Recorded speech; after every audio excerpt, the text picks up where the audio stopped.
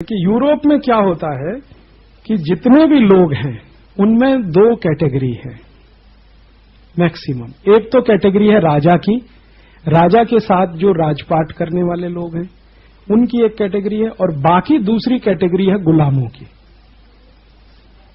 या तो आप गुलाम होंगे या तो राजा के साथ होंगे तो आपको नोबल कहा जाएगा। नोबिलिटी उसी को कहते हैं, नोबल मैन उसी को कहते हैं, जेंटलमैन उसी को कहते हैं। ये जो जेंटलमैन शब्द है ना, वो वही है कि आप राजा के नजदीक हैं, आप उसके गवर्नर हो सकते हैं, उसके साथ सेनेटर हो सकते हैं, राज्यसभा के सदस्य हो सकते हैं, लोकसभा के सदस्य हो सकते हैं।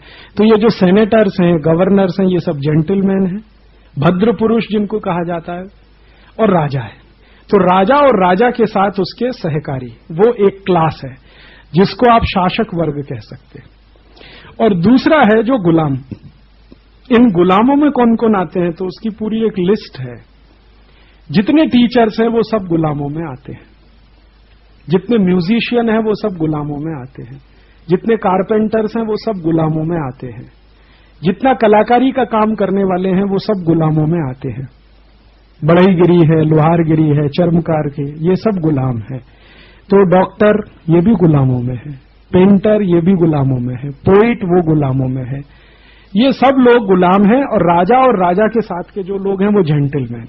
तो अब हो क्या रहा है कि जो शासक वर्ग है वो शासक वर्ग है, शासक वर्ग ही सब करता है, गुलामों को कुछ करने का अधिकार नहीं है। गुलाम वही करता है जो शासक कहे, उसको मालिक जो कहे वही करना है। आप अपनी अकल से सोच भी नहीं सकते। तो होता क्या है कि ये राजा हैं, राजा के गवर्नर्स हैं, सेनेटर्स हैं, वगैरह वगैरह, तो इनके बड़े बड़े महल हैं, महलों के पिछवाड़े हैं वो गुलामों के रहने के घर हैं। अब मैंने इसमें एक डिस्क्रिप्शन दिया है कि कोई गुलाम का घर कैसा होगा। तो गुलाम के घर वैसे हैं जैसी हमारी जेल। आपने जेल देखी है किसी ने अंदर से? हमने तो देखी है। जेल में जो बैरक होते हैं ना, लाइन से लाइन से लाइन से लाइन से बने हुए हैं एक जैसे सब, ऐसे ही राजाओं के पिछवाड़े में बने रहा करते थे, उनमें गुलाम रहते थे। उनके लिए जेल हुआ करती थी। वो जेल अंग्रेजों ने हिंदुस्तान में क्रांतिकारियों के लिए बनाई है। ये जो आधुनिक जेलें बनी है ना हिंदुस्तान में, ये उसी डिजाइन से बनी है जिस डिजाइन से किसी राजा के घर का पिछवाड़ा होता था जहां पर उसके गुलाम रहा करते थे। तो जितनी सुविधाएं राजा अपने गुलामों को देता था उतनी सुविधाएं हिंदुस्तान में जेल के कैदी को दी जाती है। अब वहां क्या होता है कि राजा का पिछवाड़ा है, पिछवाड़े में ये सब रहने वाले लोग हैं, तो उनको एक ड्रेस है, तो वो ड्रेस यहां जेल में भी है।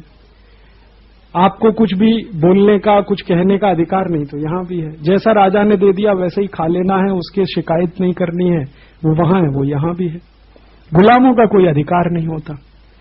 और राजा जब चाहे गुलामों को मार सकता है, पीट सकता है, हत्या कर सकता है, उसको कोड़े मार सकता है, 2-2 हजार कोड़े मार सकता है, जो मैंने आपसे कहा, कुछ भी कर सकता है। इस तरह का है। तो उन्होंने हाँ वही है। और आप देखो कि इन्हीं जेलों के जैसे एनक्लेव्स हैं।